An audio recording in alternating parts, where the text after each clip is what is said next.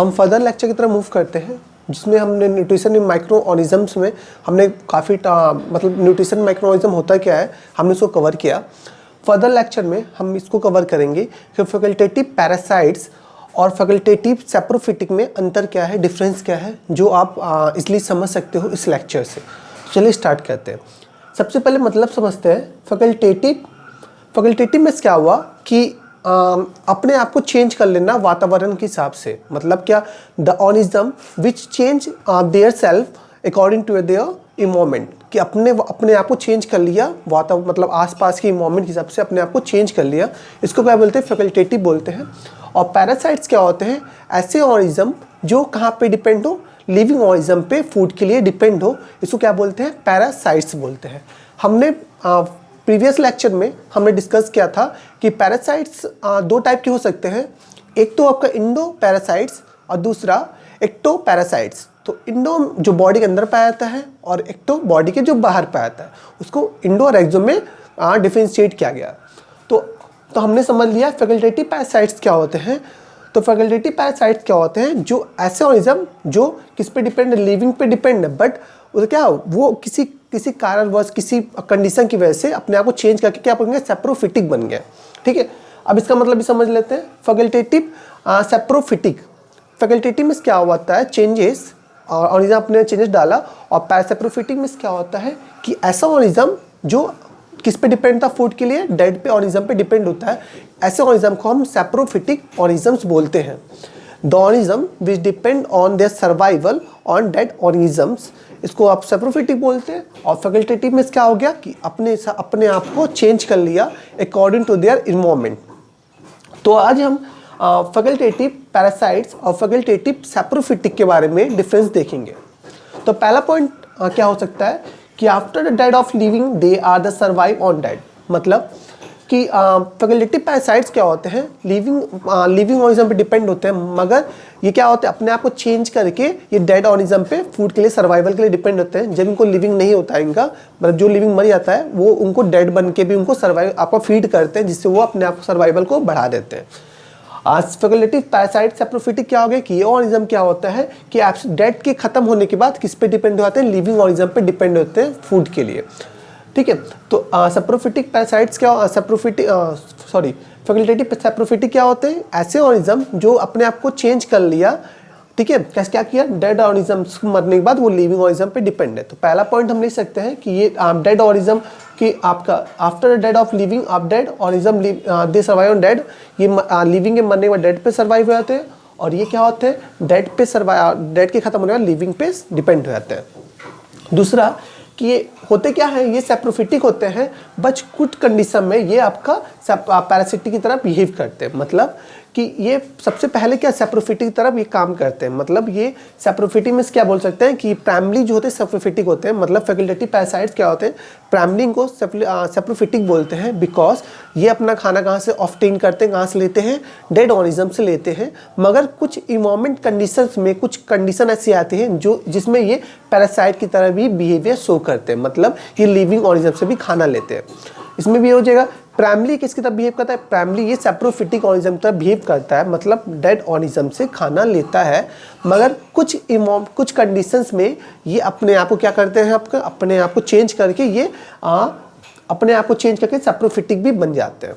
ठीक है, next point, तीसरा पॉइंट हम ये ले सकते हैं कि this spend all their life cycles on a dead and decaying matter, कि ये जो फैकल्टेटिव पैरासाइट्स होते हैं, इनकी जो लाइफ साइकिल होती है एक किस पे डिपेंड होती है, डेड और डिकेइंग ऑर्गेनिक मैटर पे डिपेंड होती है।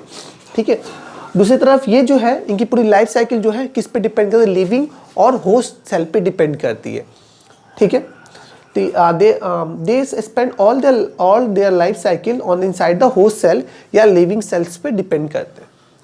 फर्दर पॉइंट की तरफ मूव करेंगे। जो फोर्थ पॉइंट क्या है, first grow on living host and then kill they are lost and they are becoming the saprophytically. कहने का मतलब ये है कि ये किस पे ग्रो करते हैं, ये लिविंग, सबसे पहला ये लिविंग पे ग्रो करते हैं और वो लिविंग के मरने के बाद ये किसकी तरह बिहेव करते हैं, सैप्रोफिटिक की तरह बिहेव करके उसको फीड करते हैं, जिसके उनकी सर्वाइवल के चांसेस बढ़ जाते हैं। और ये भी अब क्या है, first grow on the dead and also they are the infected living host from their growth. तो मतलब क्या हुआ, सबसे पहले ये डेड पे ग्रो करते हैं और धीरे धीरे ये लिविंग ऑर्गेनिजम्स को भी इन्फेक्ट करते हैं और किस तरह बिहेव करते हैं, पैरासाइट की तरह बिहेव करते हैं। एक एग्जांपल लें तो कॉमन एग्जांपल जो हम फंजाइस लेंगे, इसमें फैकल्टेटिव पैरासाइट्स और फैकल्टेटिव सैप्रोफिटिक में दो बैक्टीरिया फंजाई दोनों आपके एग्जांपल्स में है। बट हम यहाँ पे अपने टॉपिक को इजी बनाने के लिए, अपने रिमाइंड करने के लिए इजी, हम यहाँ पे एग्जांपल फंजाई का ले रहे हैं। ठीक है, फंजाई में क्या है, पाइथम डिवेरियम। पाइथम डिवेरियम जो है एग्जांपल आपका फैकल्टेटिव पैरासाइट्स का आपका एग्जांपल है। और फंजाई का क्या है, फंजाई में आपका फैकल्टेटिव पैरासाइट सैप्रोफिटिक में क्या होगा आपका, इसमें एग्जांपल क्या है, फंजाई ऑस्ट्रोलैगो। ऑस्ट्रोलैगो जो है आपका फैकल्टेटिव सैप्रोफिटिक है, आपका सैप्रोफिटिक ऑर्गेनिजम्स है। और फैकल्टेटिव पैरासाइट्स में क्या है, फंजाई का पाइथम डिवेरियम। डिवेरियम आपको पाइथम डिवेरियम क्या है आपका फैकल्टेटिव पैरासाइट्स का एग्जांपल है। आप स्पेलिंग देख लेना, स्पेलिंग बिकॉज एग्जाम में स्पेलिंग काफ़ी गलत। पाइथम PHYTHIUM पाइथम डिवेरियम DEBARGANUM डिवेरियम। और यहाँ पे ऑस्ट्रोलैगो USTILAGO ऑस्ट्रोलैगो। ठीक है, तो आपको एग्जांपल आप देख लेना। इस फर्दर लेक्चर में हम कुछ एक टॉपिक और डिस्कस करेंगे जो हमारे 3 साल BSc में पूछा गया क्वेश्चन आपका है ये, तो हम इस पर भी डिस्कस करेंगे। ठीक है, पैरा आपका ट्रॉपिज्म ऑर्गेनिजम्स क्या होते हैं, पैराट्रॉपिज्म ऑर्गेनिज्म क्या होते हैं। पैराट्रॉपिज्म ऐसे ऑर्गेनिज्म होते हैं जो क्या होता है, किसी भी हम इसको इनको हम लैबोरेटरीज में एज आर्टिफिशियल मीडियम में ग्रो नहीं कर सकते। तो ये कैसे ऑर्गेनिज्म होते हैं, ये ऐसे माइक्रो ऑर्गेनिजम्स होते हैं जो क्या होते हैं, not grow on the synthetic nutrient media. तो दे क्या होता है, ये ऐसे ऑर्गेनिज्म होता है, पैरा आपका ट्रॉपिज्म ऑर्गेनिज्म ऐसे माइक्रो ऑर्गेनिज्म होते हैं जो हम सिंथेटिक न्यूट्रिशनल मीडियम में ग्रो नहीं करते। मतलब जो न्यूट्रिशन मीडियम बनाया जाता है, न्यूट्रिशनली मीडियम बनाया सिंथेटिकली बनाया जाता है, मतलब केमिकल यूज से बनाया जाता है, उसमें ये ग्रोथ नहीं करते हैं।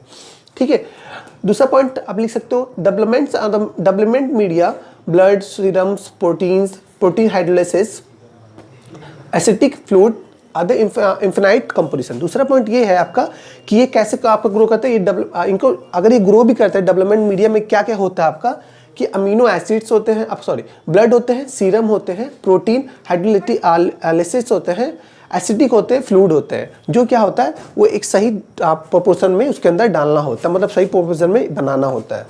ठीक है, these are the pathogenic for the man and the animal. ये हमारे लिए या एनिमल्स के लिए पैथोजेनिक होते हैं, मतलब ये हम दोनों के लिए हार्मफुल हैं, जो हमें हार्म पहुंचा सकते हैं। ठीक है, और तब एक क्वेश्चन से आता है, पैराट्रॉपिज्म माइक्रोऑर्गेनिज्म को क्यों मतलब स्टडी करें, क्यों हम इतना रिस्क लेके, क्यों हम लैबोरेटरीज में प्रैक्टिस कर रहे हैं इसको, मतलब क्यों कर रहे हैं। तो रीज़न एक ही बनता है कि हम इसके बारे में पढ़ के बहुत सारी डिजीज से छुटकारा पा सकते हैं। और ये कैसे आसान हुआ, ये जब हमने फाइजियोलॉजी के बारे में या जब फाइजियोलॉजी या बायोकेमिस्ट्री के बारे में जब हमने स्टडी कर लिया, जब फाइजियोलॉजी आपका बायोकेमिस्ट्री बहुत से टॉपिक्स हमने कवर कर लिया, बहुत सारे में नॉलेज हमारे पास आ चुकी है, उसकी वजह से हमने पता कर लिया कि ये अगर हम एक कॉम्प्लेक्स न्यूट्रिशनल मीडियम बनाएं, जिसमें ऐसे ऑर्गेनिज्म पैराट्रॉपिज्म ऑर्गेनिज्म ग्रो कर सकते हैं, तो पैराट्रॉपिज्म ऑर्गेनिज्म उसके अंदर हम ग्रो करवा सकते हैं। ठीक है, अब कॉम्प्लेक्स न्यूट्रिशनल मीडियम अंदर होगा क्या क्या, आपका अमीनो एसिड्स होंगे, आपके विटामिन होंगे, ग्रोथ फैक्टर्स होंगे। ठीक है, तो पैराट्रॉपिज्म ऑर्गेनिज्म समझ गए कि ऐसे माइक्रो ऑर्गेनिज्म जो आर्टिफिशियल सिंथेटिक मीडिया के अंदर ग्रो नहीं करेगा। ग्रो करना है तो कैसे करेगा, साइकोलॉजी बायोकेमिस्ट्री की हेल्प से हम समझ लिए हैं कि वो किस पर ग्रो कर सकता है। अगर हम एक कॉम्प्लेक्स न्यूट्रिशनल मीडिया बनाएं जिसमें क्या हो, अमीनो एसिड्स हो, ठीक है, विटामिन हो, और क्या हो आपके ग्रोथ फैक्टर्स हो, तो उसमें हम पैराट्रॉपिज्म ऑर्गेनिज्म को ग्रो करवा सकते हैं। पैराट्रॉपिज्म ऑर्गेनिज्म का एक एग्जांपल दे दूं तो एक माइकोप्लाज्मा है। माइकोप्लाज्मा क्या होते हैं, जो मीथेन गैस बनाते हैं गोबर के अंदर। तो माइकोप्लाज्म जो एग्जांपल है पैराट्रॉपिज्म ऑर्गेनिजम्स का। तो हमारा लेक्चर बस इतना ही था कि हमने डिस्कस किया इस लेक्चर में facultative parasites, facultative saprophytic and paratropism micro organisms के बारे में। ये चैप्टर इस लेक्चर के साथ ही खत्म होता है। मिलते हैं नेक्स्ट चैप्टर में। तो थैंक यू।